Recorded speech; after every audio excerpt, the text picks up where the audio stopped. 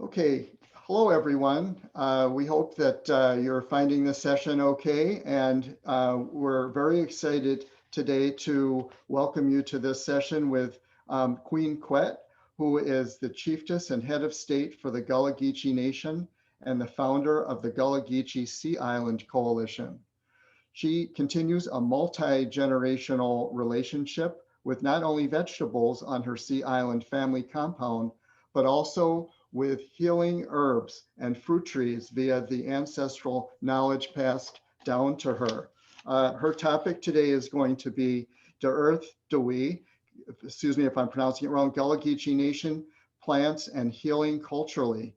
So what we'll do is we'll have Queen Quet will speak for about a half an hour, then we'll have some opportunities for questions and answers at the end. So if you would like to ask a question, just use the Q&A function at the bottom of your screen and post some questions. And Laura Pastarfi, another moderator, will be taking those questions and posing those to Queen Quet at the end. So thank you very much. And please go ahead, Queen Quet. Stay in the field, oh, stay in the field. Stay in the field until the war is ended. Why stay in the field? Oh, stay in the field. Stay in the field until the war is ended. Down here, in this your land, some of the children are yet vote. This year, they call the Geechee Nation. Going from Jacksonville, North Kakalaki, all the way down Jacksonville, Florida, where you got these your places. We made a deal now. Oh, there are plenty of people. It's young from this your water side. Then it's young from the land where the Gullah Geechee stand. Then it's young from where the tree and thing be. Oh, but this year, the all part of we. And so we yeti, but this your thing. But how honor the guanyona, oh, out in the wilderness. Sometimes they just make them children think about the seeking and things like that. What we ancestors been to do. When in the wilderness, they would have yeti this year. On that spiritual too. That's why I just crack my teeth with the sound. But the same hand.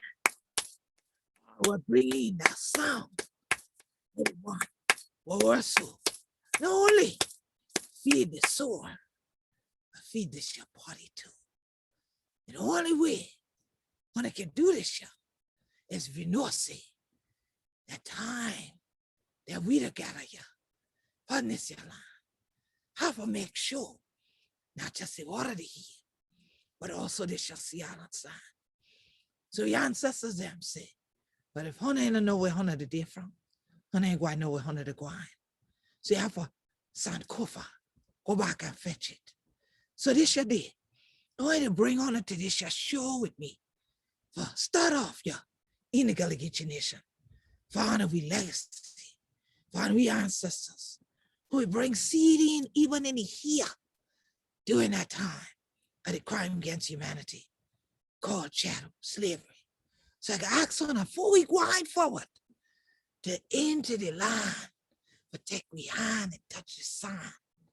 Let we pause and take a moment of silence for them who have been a plant the seed, but we had a tree, but we had a plant, but we had a thing for nam pun, for nurture we. Ashe, ashe. Ashe. Here in the Gullah Geechee Nation, we can never fully talk about our culture, our traditions, our community, without talking about the life around us, the life that exists in the waters, like where you see me seated here in the Sea Island of St. Helena in South Carolina, but also the land that truly we live on, we live from. Here in the Sea Islands, many people come here, as I mentioned, in Gullah, as I was speaking, and they see this landscape behind me. They see just the water. And as we say here in the Gullah Geechee Nation, the water to bring we, the water going to take we back. But today, I wanted to bring you to our shore, to take you on a journey about what we are all literally a part of. That's the earth itself.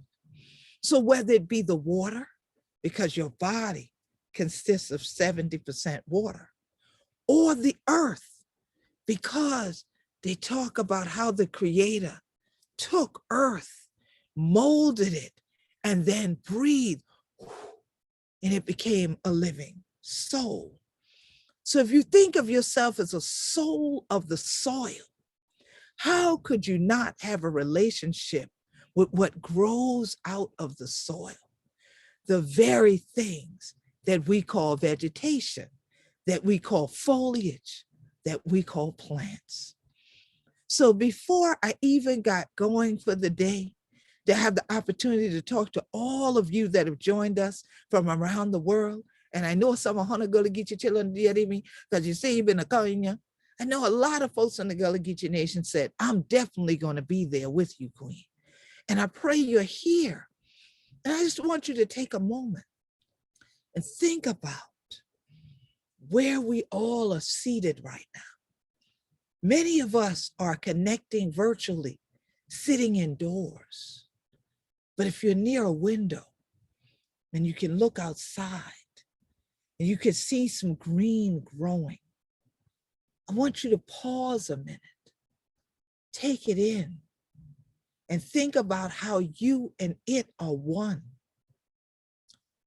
Then I want you to, if you have a painting, an image, anything nearby you that also has a plant, a flower, a tree on it, or like in my case, I have the Gullah Geechee Nation's national flag that has a tree in the center of it.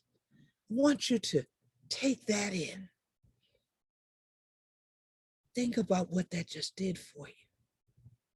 Puts you in a different place, different space, helps you center.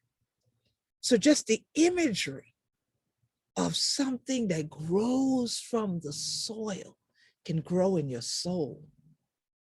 So it's a wonderful thing if you say, well, I'm in this urban place. I don't have a lot of trees around me. Look at the grass.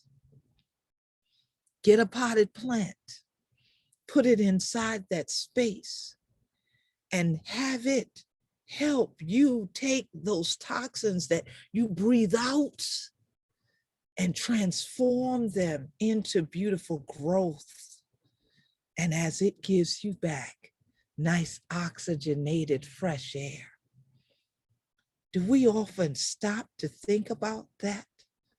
When we see even a plant with a brown leaf on it, do we stop and think, why is it brown instead of green or blue if it's indigo, like the ones that my ancestors came to be known for growing and harvesting? They were enslaved to grow cotton, rice, and indigo plants.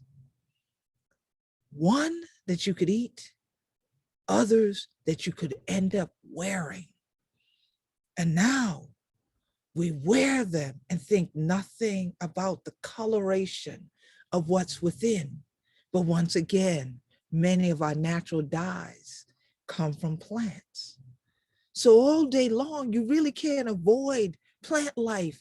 Even if you say, I'm stuck inside on a screen looking at work to do. That's why I say bring a plant, bring some nature inside with you. And periodically throughout the day, pause. Look at it. Breathe out the toxins. Breathe out the stress. Let the plant take it in for you and transform it, and begin to look at how that plant transforms you. And the next time you see a brown leaf, take your time and touch it. Remove it. prune it back, and you'll find that plant will flourish. You'll find it will begin to grow with more energy, more vibrance, to the point that it'll produce other little baby plants. Now, if you suddenly see half your plant browning when it's supposed to be green, then that means you haven't been taking time to look at it. You haven't been taking time to take in what it's been giving you, so it feels neglected. It starts to fade away. It starts to die off. And guess what happens? There's a thing called plant rot. It can then start to infect all the other plants that you might have in the house. And before long, you can keep watering and they're still dying because you didn't pay attention. So around the world, it's now time for us to pay attention to plants in all their forms. And so, like I do many mornings, I step outside and I breathe it in. I breathe out that which is cleansing, remove it from the spirit, from the soil of my soul. And I step out on the grass. I step past the trees. I go out into the field and I begin to harvest the veggies, my other plants that nurture me in a way that most of us is our only relationship with plants. When it's already out of the field, not when it's growing on the bush. And the unfortunate thing is the same way we don't like it if our house plants have that little brown on it and we don't stop to think, just help it along, take it off. We also love to look at the veggies in the store and we want them to look a certain color, a certain way, a certain size. We don't think about the way others use them and the farmers look at them and the hands that touch them and the energy that went into the soil that planted the seeds that caused them to grow, that caused them to be here, that caused them to be something we could eat later and nurture our bodies with. But if the right soul doesn't touch the sand, nothing grows. In fact, they die. And sometimes, because we don't pay attention, they stay there too long and they look like they might be all right, but you turn them around and they're dotted. The rottenness starts to show, and that's what we don't want to see. But is it not natural to the plant? Or is it just not natural to you and me? Because actually it's natural for the plant to go back into the earth after its season ends.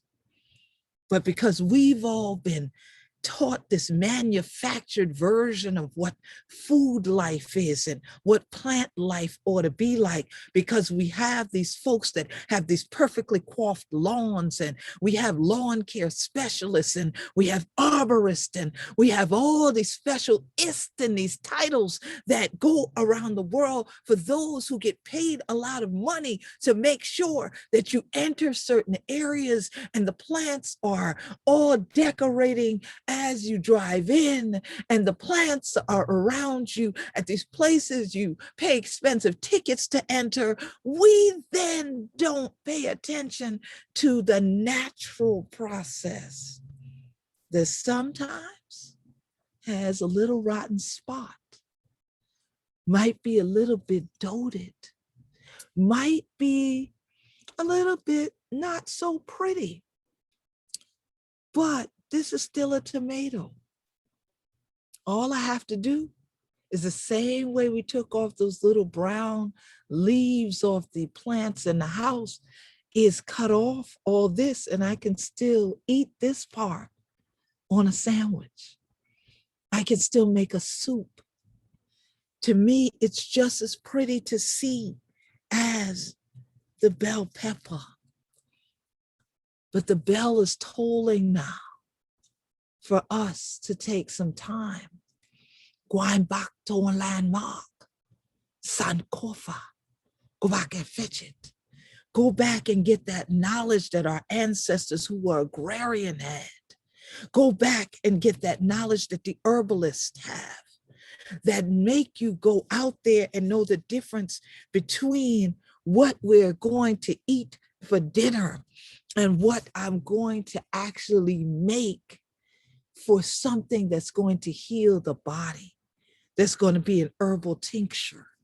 That's going to be something that instead I'm going to crush and make into a salve to put on a wound or to make something moisturizing with that wonderful natural smell of the flower that I can rub into my skin like lemongrass, that will make just the right energy connect with me, but make other little creatures fly away from me too, so that I have a chance to further enjoy that atmosphere of everything that grows naturally from the soil. So as a Gullah Geechee whose culture is indigenous to Sea Island soil, from Jacksonville, North Carolina to Jacksonville, Florida, where we are still agrarian people, we are still healers. We realize that it is the energy that we carry that allows us to have relationship. It allows you to either draw in or to repulse. It allows you to be one with other living beings or to cause the things to kind of die away. Those connections can die away too. If they die away, how can they nurture you? So we have to take some time sometimes to simply do nothing more than stop, breathe,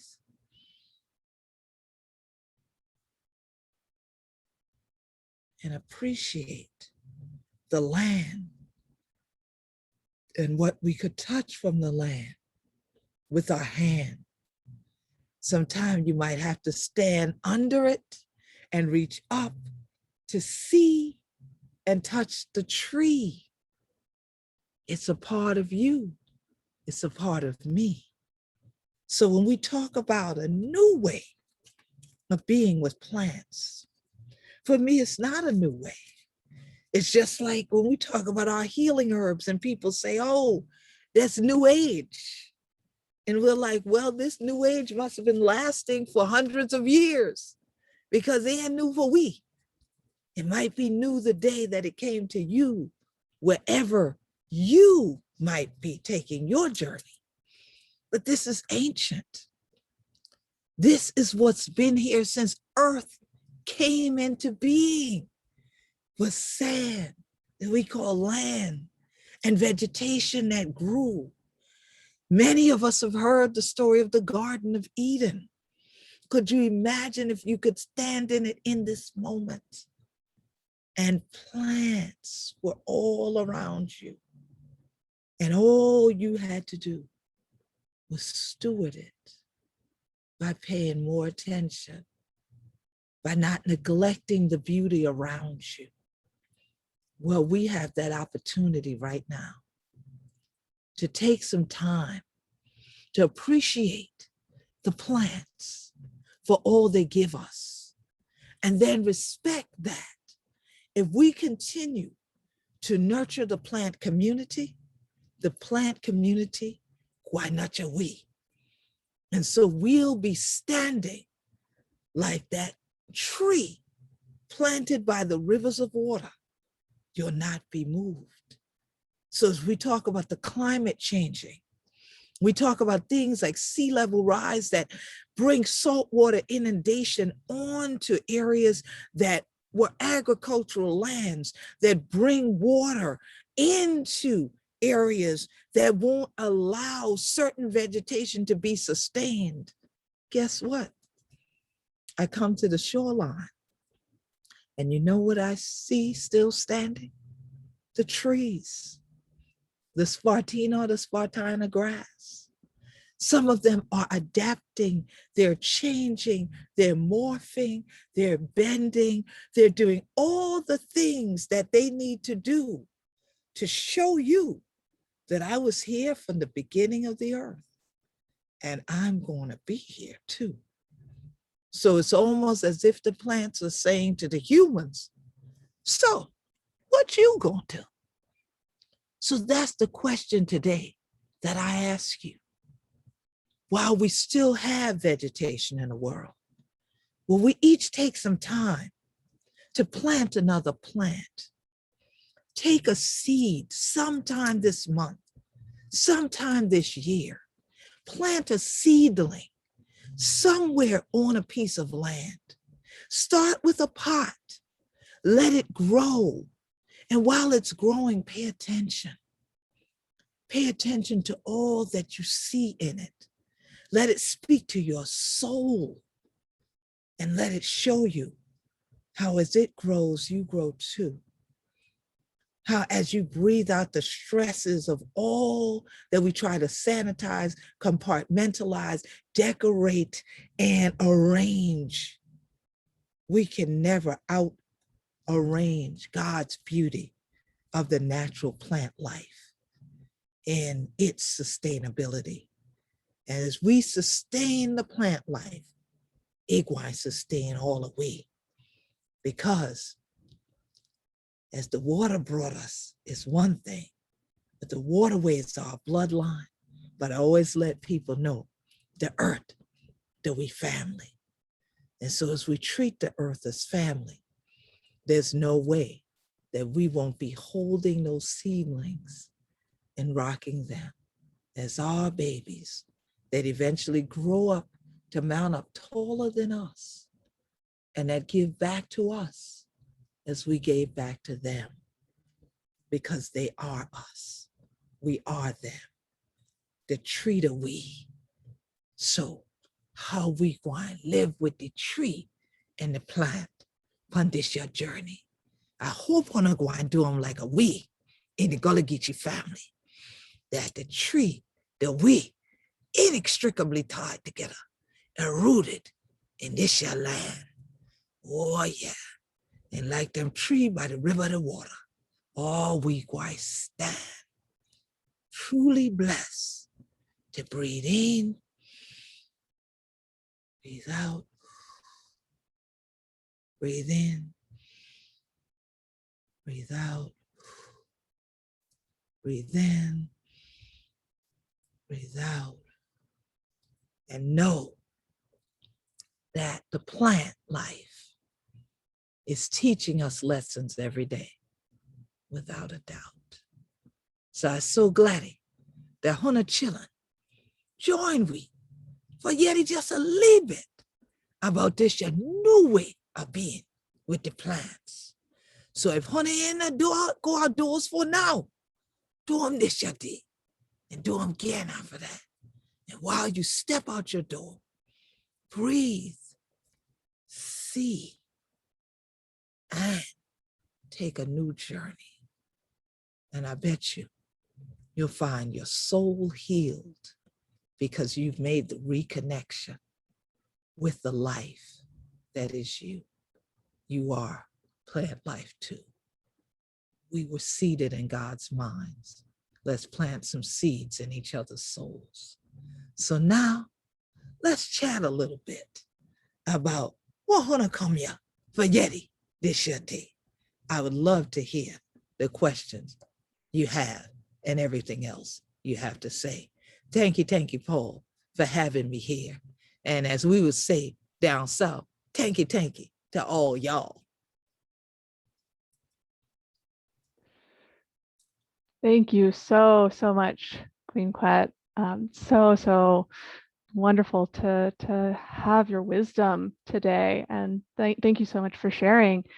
So please, if you have a question, please put it in the chat. Excuse me, please put it in the Q&A so that we can ask. And I do have a question for you. Sure, please, Laura. So good to be here with you. Yes. I so appreciated how you started your talk with the Gullah Geechee language, and I'm wondering if you could talk a little bit more about how the Gullah Geechee language is connected to plants. Oh, yes. The our whole life is connected to plants. So when I started out, I was singing one of our spirituals that connects us to the fields. And we have a lot of different songs and things like that that kept cadence as we work out there with the plants. And so one of the things that in our community is an element of us. People always say that we're lyrical. Like even when they hear the Gullah Geechee language, it's lyrical. And if you watch the movement when we're talking, it will remind me more often than not of our trees swaying. So linguistically, it's not about the words so much as it is about the context. And everything is interconnected. So the body language matters, right? The space in which we are matters, and the terminology that you use connects to that cultural environment. And so, being rooted, right? Having roots, you will hear this term a lot throughout the Gullah Geechee language, meaning different things, and most of it connecting to, are you grounded, or is this where you're from?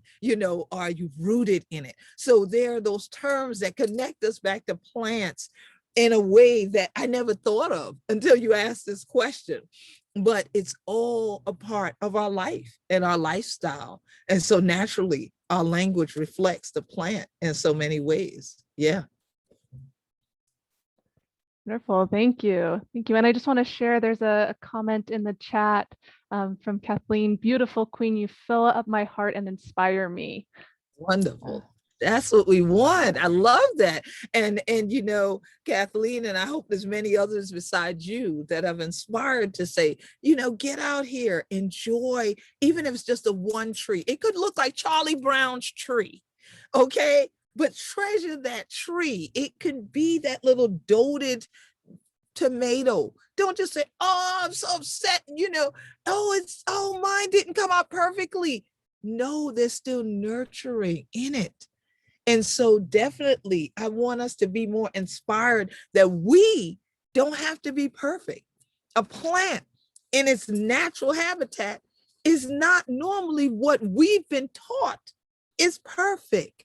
And so as much as I love floral decorations and all of that, I love the way God decorates and arranges. And so if I can inspire more of us to appreciate that natural arrangement of plants out here, I am happy. And I know that my living and work has not been in vain. Neither has Laura and Paul's and all the planners for this conference, that our work has not been in vain if we're inspiring folks to truly think about the way we live with plants. Yeah. Yeah, definitely. I think that is that inspirational piece. You're bringing that so much. So thank you. We have another question that's similar and on a similar vein. Is there a sense that when we prune plants, even when it's done in a spirit of care and love and wanting to promote growth, could it cause pain to the plant? Well, I'm happy you asked that.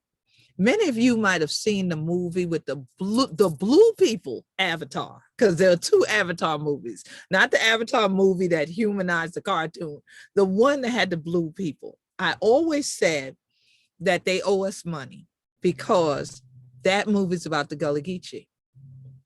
If you recall, there's a scene in the movie where one of the animals is hit with a bow and arrow.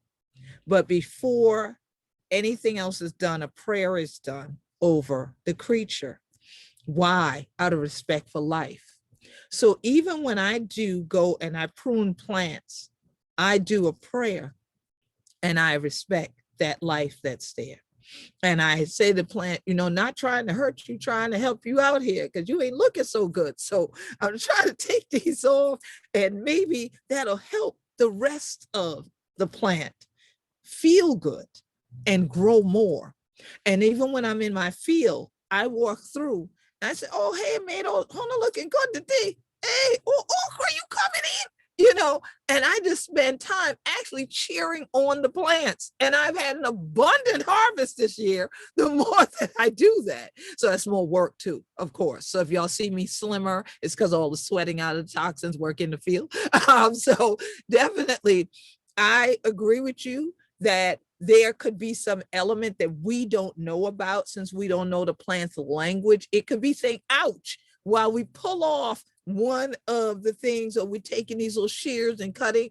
So my thing is just honor its life, you know, honor its life. And then if you can, take all those cuttings and put them somewhere where they can compost so that it becomes a part of the earth again, so that life comes back again. That's what that whole Sankofa circle that I keep mentioning is about, that what is of the past comes back to life again into the future. It takes care of birth, life, death, afterlife, the whole cosmology of existence. So I still believe that God divinely ordered to everything there is a season, including those little pieces we take off the plant.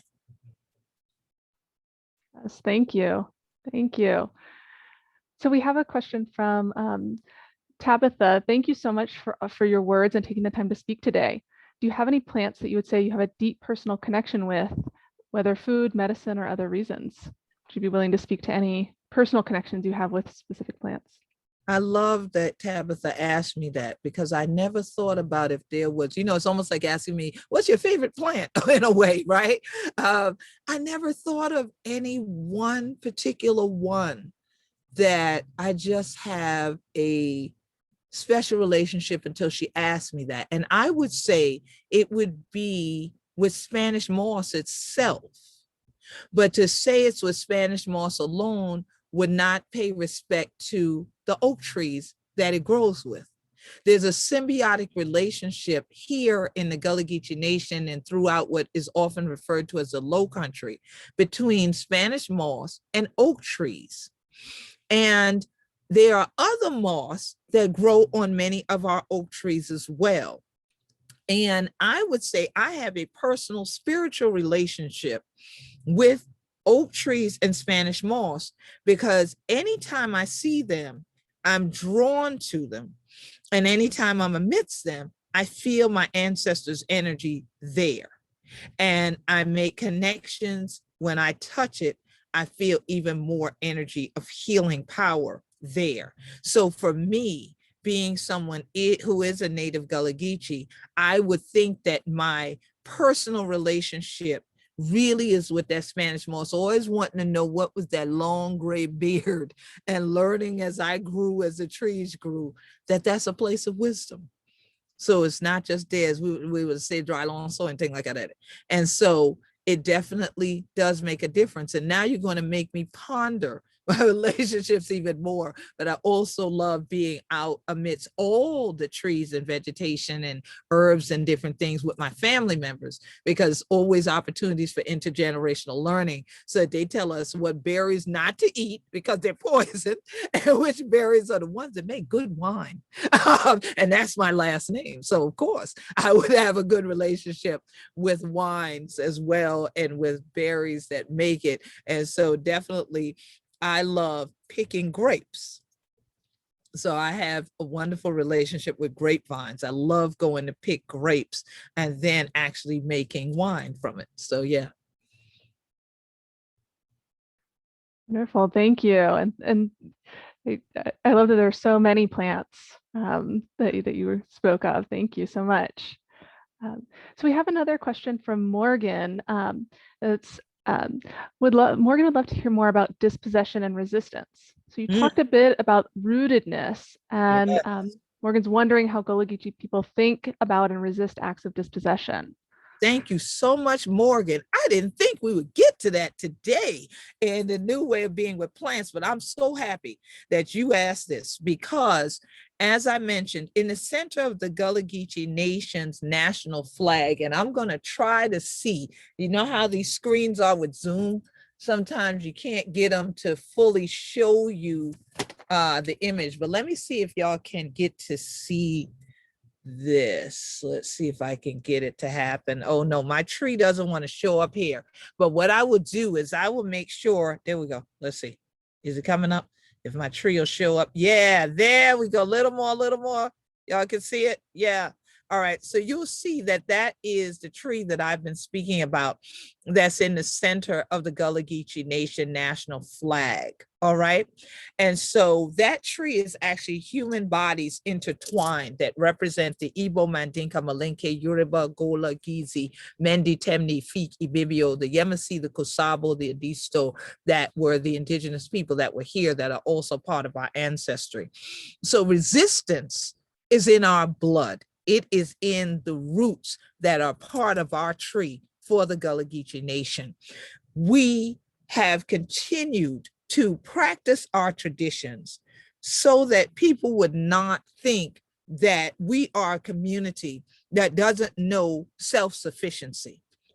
So when we hold on to our land and we are able to feed ourselves, it allows you not only to build physical strength, to have mental capacity, to be able to continue to endure an onslaught of people who come in and don't respect the land in the way that we do.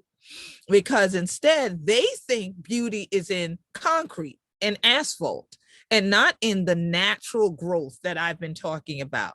So the way we've resisted is by remaining steadfast on the fact that Gullah Geechees have been on this coast for 500 years.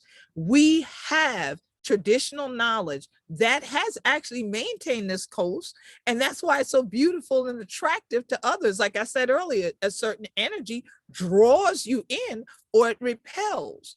And so by being naturally, and one might say organically, who we are, and honoring the fact that we be Gullah Geechee anointed people, indigenous to the land, who live in natural environments, and doing pushback every time someone says, well, that's not sufficient.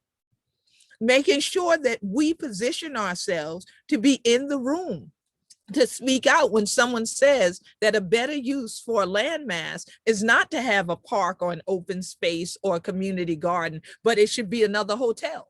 It should be another road. It should be another highway project. It should be another building of some kind, a gated area of some kind. We've pushed back against that. We've pushed back against turning agricultural land into golf courses. It hasn't been easy. People have threatened my life for doing it. You see, people are not all folks that love nature. But what we've also done is start to build capacity around getting people who are accustomed to urbanized environments to appreciate green environments. Because when you want to escape the city and you want to get out of the concrete jungle, what do a lot of people go do?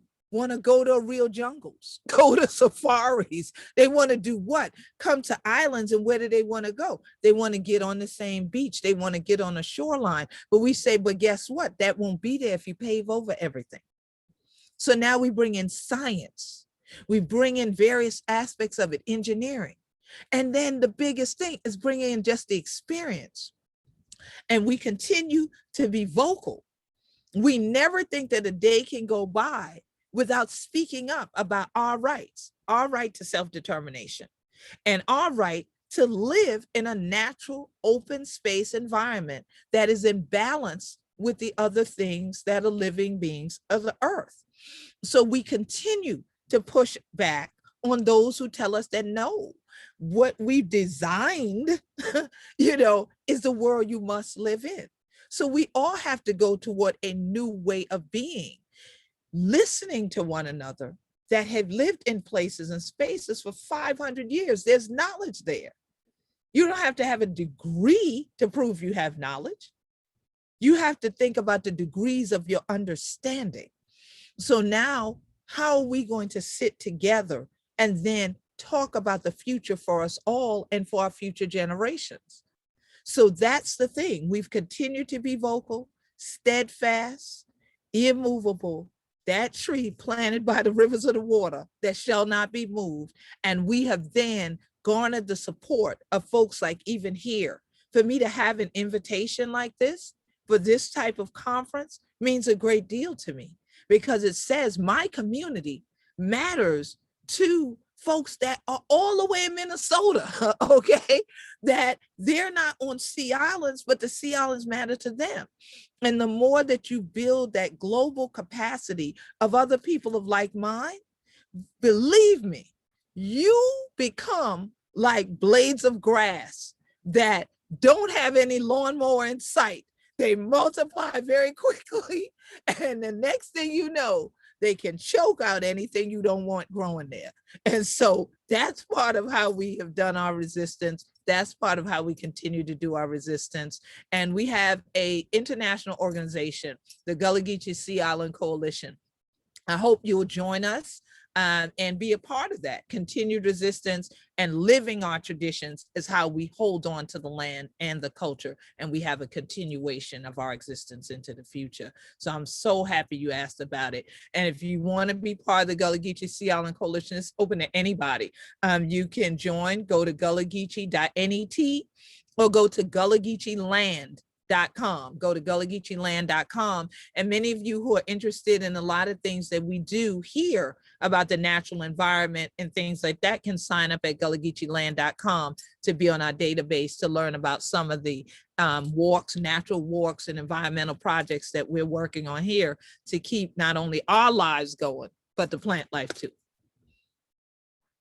Thank you so much. And we are so honored to have you speaking at the conference. And we're getting several questions around how people can support you, how people can be allies to you. And you already answered that. I know we're close to time here, but I just want to give you another minute if there's anything else that Yes. you would say in terms of support and how we can support your community.